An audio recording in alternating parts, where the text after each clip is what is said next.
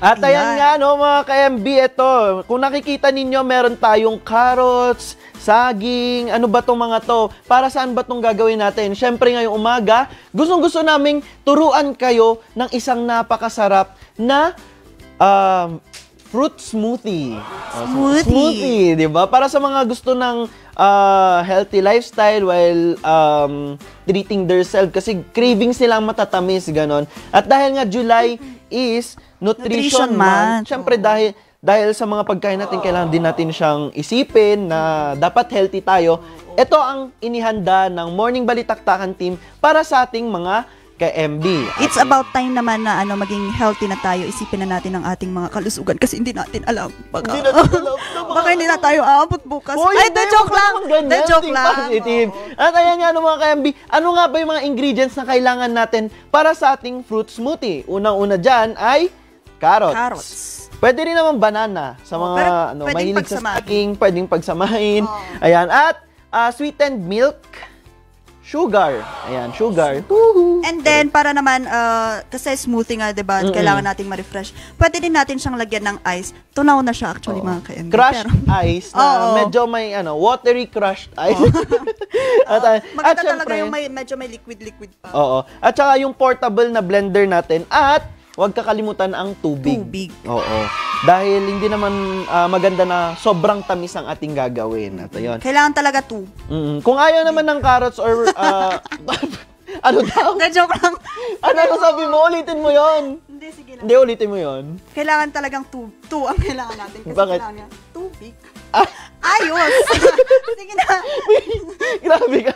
Ayan, so, kung ayaw nyo naman ng carrots o mga ka-MB, pwede ding pineapple daw, sabi ng mga ka-MB natin. Dahil, or pineapple or orange, kasi mayaman ito sa vitamin C. Or, mas healthy, pwede din gumamit ng spinach or broccoli para talaga sa mga health conscious. So, simulan na natin yan.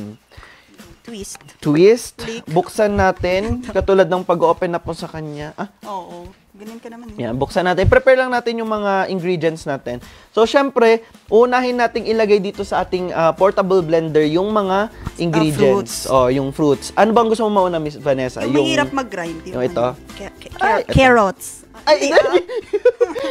Ayan na mga ka-MB, dapat yung ilalagay natin sa ating portable blender ay yung mga na-slice na para mas madali talaga siyang ma-blend. Ayan, so maglagay na lang tayo, ilagay na lang natin itong kalahati. Ay, hindi, lagyan na natin lahat. Oo. Uy, wag ganun. Tama ba? Ayan, nilalagay na natin to. Ay, ang nagket. Smooth? Smooth. Smooth like that. At ayan. Ayun. Ayan, and then medyo kulog-kulogin. Kulog-kulogin natin. Kasi ganyan naman ang nangyayari sa'yo araw-araw na kulog-kulog. Iba yun. Tapos lagyan natin ng unting water. Ayun, para mas madali siyang ma-blend. Oo, at saka lumabas-labas yung niya. Ay, fruits. Fruits. Fruits. Ayan. Alam mo, talagang ginagawa ko na to dati pa kasi minsan nagki-crave ako ng mga matatamis na inumin. Tapos, minsan hindi available yung pinagbibilhan ko. So sabi ko, gumagawa ka na lang ng gumagawa na lang ako at parang pinagana ko na lang yung pagka-creativeness. Nakasaksak ba? Ay, wait lang. Di ba? Oh, it's so sad. Bakit? Ayan, parang ayaw gumana yung blender natin. Mali yata yung pagkakaikot mo, Ellie. Sige nga, iyan mo nga. Di ba? Ang hirap, mahirap magpaikot. Ayan. Tara ko. Okay. So, check natin. Tapos,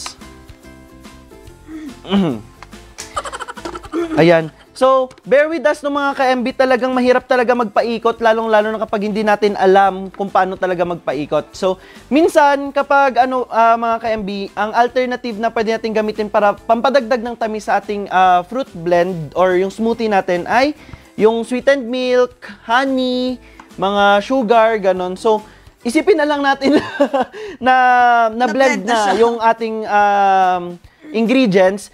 So, kapag na-blend na siya, mga ka-MB, doon na natin ilalagay yung mga pampatamis natin. So, pero alternative lang naman, hindi natin pwedeng pagsamasamahin kasi imbes na naging healthy ka, di ba? Diabetes ang abot diabetes ang abutin mo. Kaya nga, yun yung reason kung bakit tayo may water. Oo.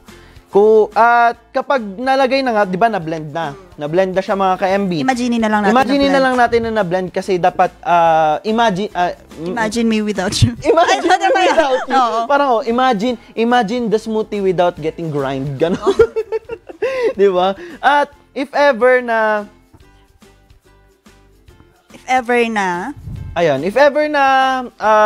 ganun ngayon nangyari, syempre hindi natin papatapusin itong smoothie natin nang hindi talaga natin siya nagagawa, di ba? Ayun nga mga MB, di ba? Dahil nga na-delay ang ating paggawa ng smoothie at ayun na, na-prolong ang ating pagkagutom, nasundot na po namin ang ating blender. Ayan. At ayan o, gumagana na po siya. Yay! Kaya ka nang i-blend dito, Ellie. Oo. Ayan. At habang bine-blend natin mga ka-MB ang ating carrots at ating banana, alam nyo ba na ang isang saging ay may 400 mg na heart-healthy potassium? Alam mo yung potassium? Kaya yun, di ba? Saan? Kaya sa periodic table, di ba? So ano ba yung benefits ng banana at ng element niya na potassium mga ka-MB? Meron itong hold on. Wait lang. Nakakatulong ito sa pagbabawas or pag-manage ng ating weight gain, yung pag-control nito. At nakakatulong din ito sa pag-control ng ating cholesterol at naiiwasan yung stroke. Yun yung benefits pala ng isang saging. Kaya mahilig ako sa saging. Saging lang. Oo, isang saging lang.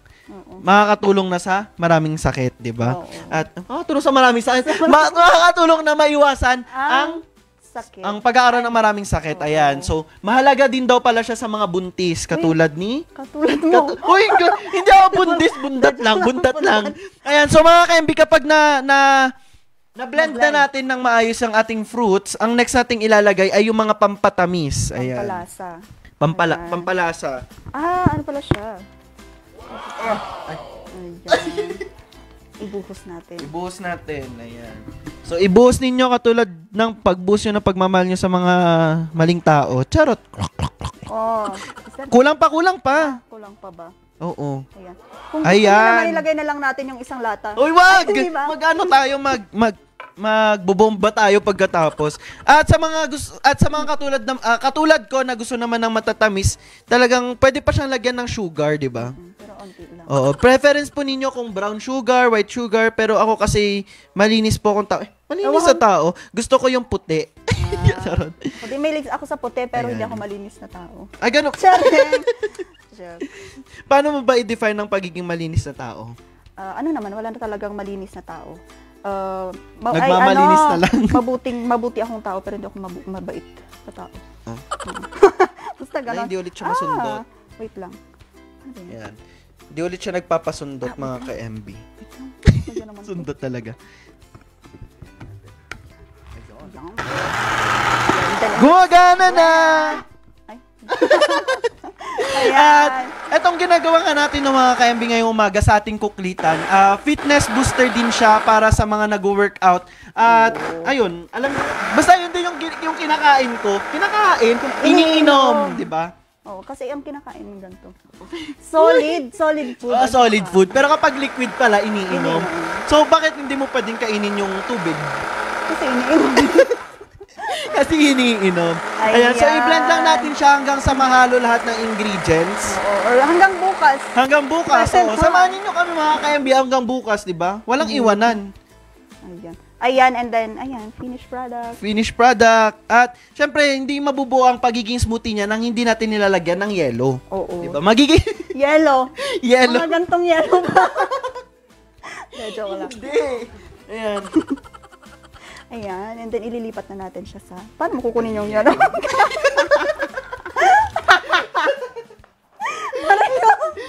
Sige. Pwede po ba kami manghingi ng kutsara? Pwede po mag-request ng kutsara para pang ano po ng yelo. Dadakutin talaga namin. Dadakutin po talaga namin to. Konting ano. Sustansya ang sulot. Sabi nga po ni Miss Vanessa, konting dugyot sustansya ang dulot. Oo, konti lang naman, magsobrahan. Excited nang inumin ni Ma'am Vanessa itong smoothie natin at siya ay naglalagay na nga ng mga yelo. So yung yelo mga ka-MB, kayo na po yung bahala kung gaano kadami, kung gaano kasolid ba yung gusto ninyong smoothie. kung gaano kalamig, 'di ba? Kasi ito din yung yellow din yung mag-re-regulate or mag-stabilize nung tamis ng ating smoothie ngayong umaga, 'di ba? Then i-blend pa ba natin? Oo, i-blend pa siya. Oh. Ayan. Ayun. Ayan. At sa mga health conscious nga dyan, no, katulad ng ibang nating mga ka-MB na nagko-comment dun sa ating Facebook Live, na safe naman ang uminom ng smoothie araw-araw basta prutas at gulay ang gamit. Hindi yung mga juices na ready to mga artificial. So kapag meron kayong mga naimbak na prutas, gulay sa inyong mga refrigerator at ayaw ninyong masayang, pwede ninyong gawin siyang smoothie, 'di ba? Para pasok na yung healthy na kayo at natitreat nyo pa sa cravings yung sarili ninyo. At ayan, parang tapos na nga mag-blend si Miss Vanessa ng ating smoothie. Ayan. At ito na ang pinakaantay natin. Halos isang oras nating inantay. Ayan. Ayan. So, and then, ilalagay na natin siya sa, ano to? Baso. May mga nakakaalala ba nito? Ano to? Oh, anong tawag dito mga ka-MB kung alam ninyo? Lagayan to ng Nescafe. Kape!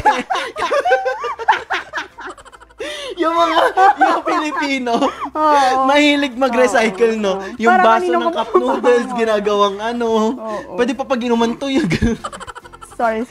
Diba? Ayan. Hindi kasi naalala ko yung childhood ko. Oo, yung pag may garapon ng kape, hindi pa tinatapon, parang papaluin pa ako ng lolo't lola ko noon, para lang Ayan. At dahil we are helping our environment po, dahil smoothie to, hindi na po kami manghihingi ng straw. Strawless po ang RNG. Strawless society po ang RNG. We're promoting environmental awareness and then, kasi, di ba? Ayan, magkakaalaman na kung ano nga bang lasa nitong smoothie na ginawa natin ngayong umaga. So, tikpan na natin. Ang 30 minutes na ginawa. Ang 30 minutes. Cheers. Cheers. Parang iba na yan.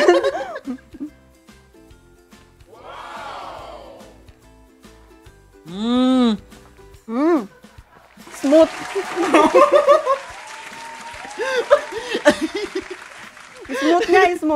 Smooth. Oh. Pero siya, masarap, matamis din. Pero matamis, sakto lang. Yun actually yung purpose ng yellow at yung paglagay nung ating tubig, no, mga ka-MB, kasi 'di ba kung nakita nyo kanina maraming gatas at saka nagdagdag pa kami ng asukal. Kapag hindi nyo po kasi lalagyan ng tubig, mga ka-MB, prone dito yung pagkakaroon ng diabetes, ganun sa mga kaya it's a must talaga na lagyan ng tubig at ng yellow. Spell yellow. Y-E-L-L-O-W. Hindi, mali. Mali ba? Y-I-L-O, yellow. Ayan, so best for breakfast morning din ito, no, mga ka-MB, dahil pwede rin daw siya sa gabi. Ayan. Pang-cleansing, oo. Makakatulong siya sa pagtulog at sa mga hirap daw sa mga hirap makatulog, mga ka-MB. Itong smoothie na to is makakatulong sa inyo kasi yun nga. Basta yun. Basta makakatulong siya. Basta bala na kayo. Joke lang. May gatas kasi siya kasi alam naman natin na may mga tao na hindi makatulog nang walang gatas. At nakakatulong nga talaga ang gatas sa pagtulog, di ba? Bakit? Kasi gusto ko.